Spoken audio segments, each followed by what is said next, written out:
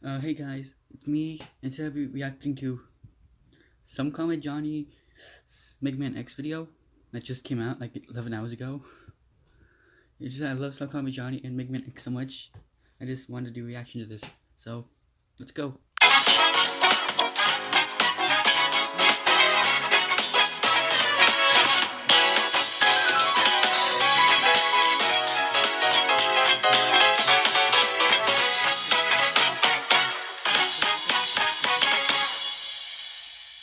Good job. Yeah, I think it's finally time we head back into the Mega Man series. We got Mega Man 11 coming out in a couple of months, but a lot of people are also excited for the upcoming Mega Man 11 is coming out soon. I'm really excited for that. And also the X collection. Just... Man X Legacy Collection. All 8 games are being split into 2 packages, but that's a complaint for another time. So I figured, alright, last time I was here I gave the classic series a look at, so it's time for the next chapter of Mega Man games, and ones that I'm a little more familiar with. Indeed, the X series is where I was first exposed to the Blue Bomber's legacy.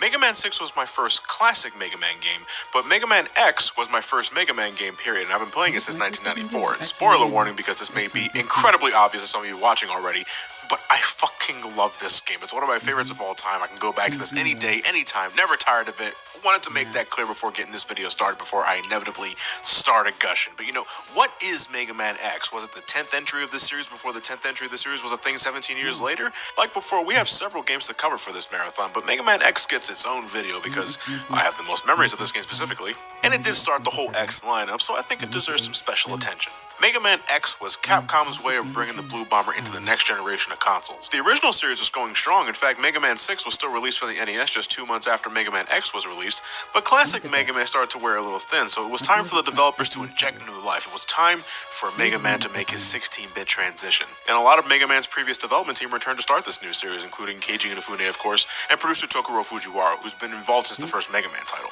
The year is 1993. The Super Nintendo was already an established thing for about 2 years at this point, and since this is the 1990s we're talking about, this is the time where a lot of things were getting their darker and edgier makeover. Comic books, movies, music.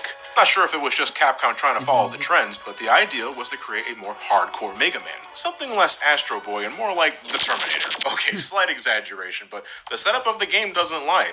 This was a darker Mega Man title, and it hits you as soon as you start the game up. We get this boot up screen of someone logging into the computer. It's later revealed to be Dr. Kane, but holy shit, over 32,000 terabytes of memory? This motherfucker's got the entirety of Pornhub in there, goddamn! But no, then we get a cool sequence of the new Mega Man schematics. A lot of techno jargon, micro fusion fuel tank, lightweight titanium X alloy for skin, probably about 20 USB ports up his ass or some other shit, but then we suddenly get this flashing red screen warning us that this new Mega Man is possibly the most dangerous thing on the planet. And it's such a jarring contrast, isn't it? Like, I can imagine those who grew up with classic Mega Man used to the bright and colorful atmosphere, he's running in the sunlight, mission accomplished, and then they play Mega Man X and it's like, this motherfucker will kill you! Mega Man X, or just X as it's shortened to, was the very last creation of Dr. Thomas Light. His goal was to make a robot that had total free will, the ability to think, feel, and make their own decisions, which is funny because as the years went on, classic Mega Man already sort of had those features, but whatever. Dr. Light was going big this time around, and basically wanted to create life anew. But fearing that the world wasn't ready for this leap in technology, but we're perfectly okay with Clown Man, Dr. Light sealed X inside a capsule for 30 years to test out his internal systems, to make sure he was the reliable robot he had earned his third son to be. Unfortunately, Dr. Light would later die during this period and had no one to carry his work because I'm guessing everyone else died? This is the biggest mystery of the X series that to this day has not been directly answered.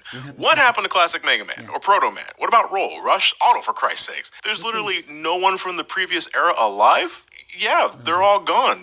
This is a new generation of Mega Man after all. But years pass, we're now in 21 blah blah blah, and X is eventually discovered by one Dr. Kane, who is so impressed by X's eternal machinations that it inspires him to design robots just like him called Reploids, short for Replicant Android. You ever seen Blade Runner anyway? In the coming years, human and Reploids coexisted, but over the course of time, crimes committed by Reploids slowly began to rise. In response, a special force of robots was created to deal with rogue Reploids, later identified as Mavericks. Led by their commander Sigma, who may or may not be an actual dickhead, X was enlisted into the Maverick Hunters, joined by his buddy Zero, who in fact was Keiji Inafune's original design for Mega Man X, but it was deemed too radically different. In a game that kills off all the previous characters, and that's where the line was drawn, alright.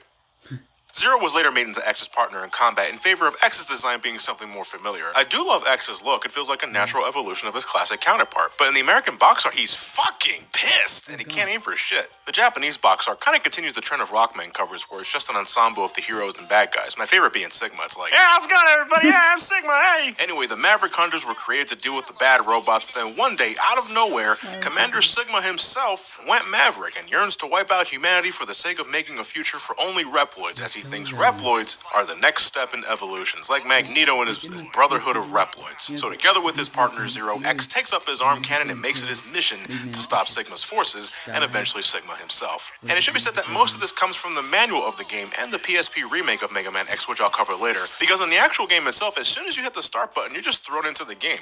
There's a bit of dialogue here and there with X being unsure of himself as a capable fighter, but the entirety of Megaman X is dealing with the aftermath of Sigma's betrayal. The X series as a whole is more involved with its plot than the classic series, as we'll see the further we go into these games, but it still shares a lot of tropes from the previous generation. Mavericks, for instance, are this series' Robot Masters, and Sigma is this series' Dr. Wily.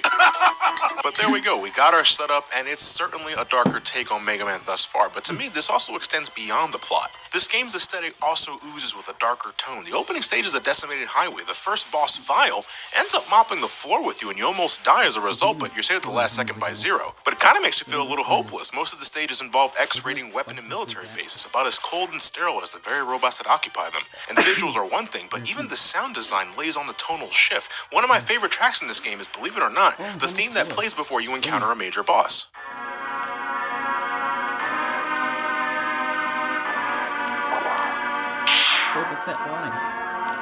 It's so unsettling because this ain't classic Mega Man anymore. You're in a time far removed from it, and as someone who has finally played all those damn classic games, I can see that easily now. Of course, Mega Man X isn't H.R. Geiger Grimm. It isn't that radically different from the classic series. At the end of the day, it's a faster-paced Mega Man. And I certainly didn't think any of that shit when I first played this so many years ago. I was more like, oh man, this game looks so cool. Look at the size of my charge shot. Holy shit, that is awesome. I'm climbing walls, I'm shooting a penguin in the face, and goddamn, this soundtrack is fantastic. It's still, even today, my favorite Mega Man soundtrack. Like, across the entire franchise, the compositions wonderfully use the SNES sound chip to its fullest potential to deliver a score that's varied, grungy, because this was the 90s, energetic, atmospheric, and goddamn, it's so ear-grabbing. My favorites being Boomer Kuwanger, Storm Eagle, Sting Chameleon, Armored Armadillo, all of Sigma stages, the boss music, both variations. I even love the password theme. The password theme! We're talking about a screen on a game that you probably skip past in half a second, but the sound design, I should mention, is also something I wholeheartedly love. It's very minor shit, don't get me wrong, but I love the sound of my charge shot, the impact of hitting a boss, riding a giant mech, the sound of the shutter door closing behind me. I don't know why, but I fucking love that sound.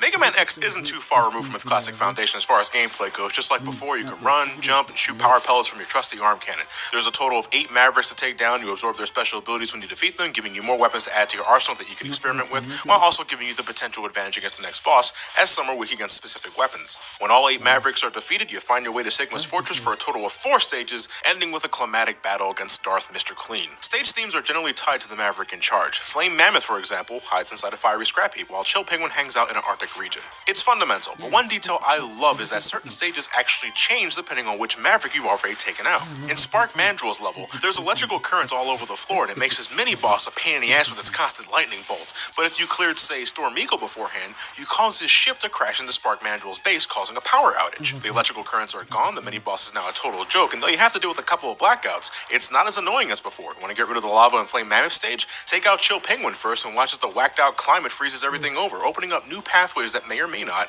contain stuff like heart containers, permanent upgrades to X's health. Yeah, this is sort of weird now that I look back. X doesn't have much health when he starts off, compared to the original Mega Man that had max health from the start in every game. You gotta find heart containers if you want more health now, and I'm on and on with this honestly. On one hand, I love the feeling of discovering these. On the other hand, it's a gameplay element that exists by taking something established, in this case a full health bar, and cutting it into pieces, and it's like this for every game. So X, I mean, what the fuck are you doing, man? Your health is as flimsy as Samus's power armor. But I love this sort of design. You can tackle any stage in any order if you want to, or you can make things easier for yourself if you do things in a certain way. It's good for first-time players. And then later, if you're feeling confident, you can try and defeat bosses in this order or that order. I've done that plenty of times in this game.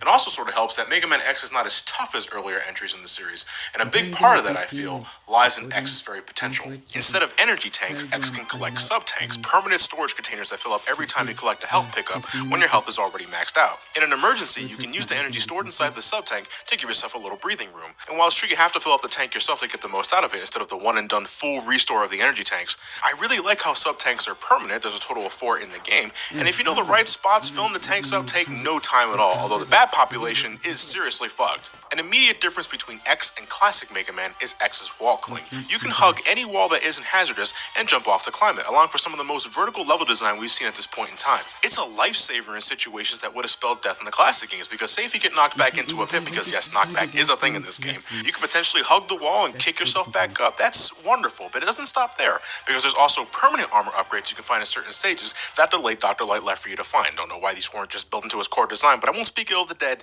not just yet. You can increase your armor to take more hits. You can upgrade your charge shot to be more powerful. That also lets you charge your special weapons to create some vastly different effects. Being able to charge special weapons is so cool. I love charging up the Storm Tornado and launching a funnel of death that nukes the hell out of these sea dragons. But the leg upgrade is undoubtedly the most important, and the one you'll most likely find first, because they don't even try to hide this shit from you. It's very simple, just lets you dash and make longer jumps, but this, along with the wall cling, transforms Mega Man X into a very fast-paced game. Now, I'm not talking Sonic fast, but look at this. You could never achieve this sort of speed before, and combined with the wall cling, it's fluid, responsive, and not at all punishing. Yeah, I would still recommend exercising caution. Take it from me, I lose myself in the movement in this game because I find it so exhilarating, but you know, I get hit a lot because of that shit. But with this kind of mobility, it's easier to avoid oncoming projectiles and all that, although this game does have an annoying holdover from the NES games, where enemies that die immediately respawn the moment you go slightly off screen. It can get a little chaotic in some spots and looks jank as hell, but it does help that X is pretty damn capable of defending himself. Even better when you start defeating these bosses and get to use their weapons. God, I love the weapons in this game. A flamethrower, a tornado shot, an icy shotgun that you can ride like a surfboard, 2 types of shield, homing torpedoes, boomerangs that can pick up items, and you can switch between weapons on the fly by just hitting the shoulder buttons without breaking the pace. Later on, you can even score the Hadouken from Street Fighter, and though you need full health to use it, it can one-shot anything. It's a little morbid on how you get it, though. You make this jump off of this platform, collect this energy capsule, and then jump off the cliff and die, and you do it about 4 more times. Dr. Light, what the fuck is wrong with you, man? That's a good question. So you got all your weapons, you got all your upgrades, it's time to head into Sigma's fortress. And another thing I really like is that unlike Wily's castle, it isn't a gauntlet, meaning every time you finish a stage, you can head on out, refill your sub-tanks, and head back inside completely refreshed. You take on Vile again, only you're much stronger this time. Yeah, don't get your face, motherfucker! Your buddy Zero ends up sacrificing himself to give you the advantage, see you next game, buddy. And finally, it's just you, Sigma, and a potential lawsuit from George Lucas. No, seriously, Capcom was pushing this shit. I mean, Vile is a simple color swap away from being Boba Fett. I guess they really enjoyed Star Wars. Anywho, X defeats Sigma, saves the day, and watches as Castlevania crumbles over the horizon. X then begins to ponder about his purpose in life and how long he must keep fighting to ensure peace. And spoiler warning, that isn't getting old anytime soon. And that's Mega Man X. I mean, I've said it before, I'll say it again, I love the hell out of this game. I love the changes it brought to the formula. I love the fast-paced gameplay. I love the upgrades, the weapons, the stages, the boss fights, the look, the sound. I don't think there exists a perfect video game, but Mega Man X, I gotta say, it's way up there, man. For over 20 years, this game has repeatedly delivered a sense of joy that only a few others have come close to reaching in this genre specifically. Goes without saying, but I'm gonna say it anyway, play this, please. It's available on a lot of platforms, the SNES, the Virtual Console, X Collection, the upcoming Legacy Collection. I would even recommend Maverick Hunter X. Yes, much like Mega Man Powered Up, Maverick Hunter X was Capcom's attempt at rebooting the X series with a 2.5D remake of the first game, complete with new graphics, an enhanced soundtrack, a fleshed out story with more character development, sort of, and additional content in the form of a playable Vile who has his own campaign, along with his own personal arsenal of weapons to bring in a large variety of pain.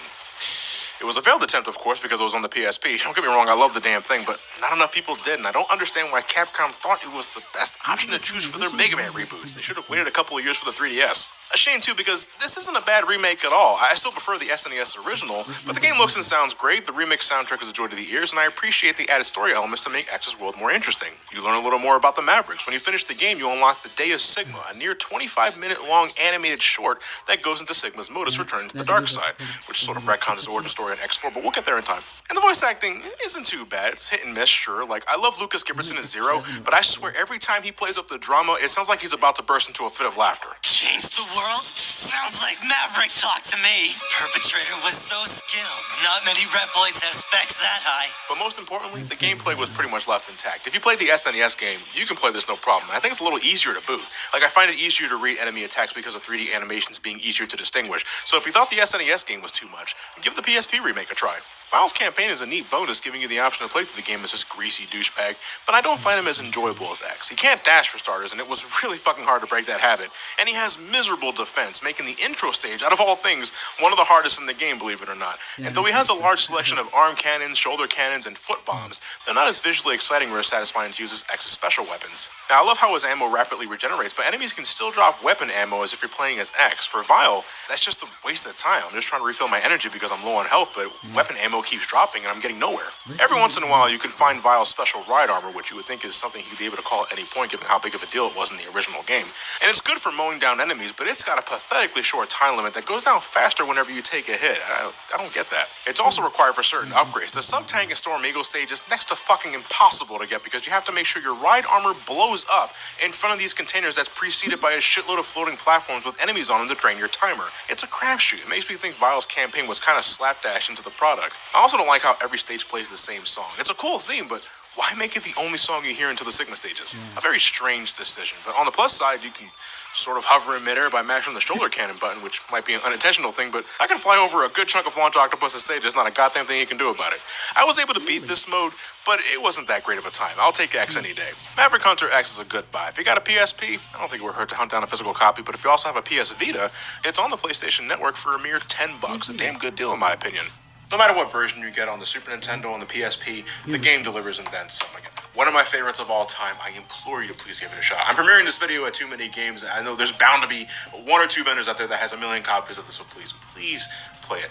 Give it a shot. See if you like it. You got nothing to lose. It's only about like an hour and a half long, so yeah. But hey, I mean, fuck. We're just starting this marathon. We're already at a very, very high point, so I mean, how will the other games fare? We'll find out next time with a double review of Mega Man X2 and Mega Man X3 on the Super Nintendo. With all that said, thank you all for watching. So that's Somecallmejohnny's video on Mega Man X. Thank you guys for watching. And this video was pretty good. I laughed. I was not bored. It's a review. I don't know what else you'd expect. So anyway, see you guys next time and take care.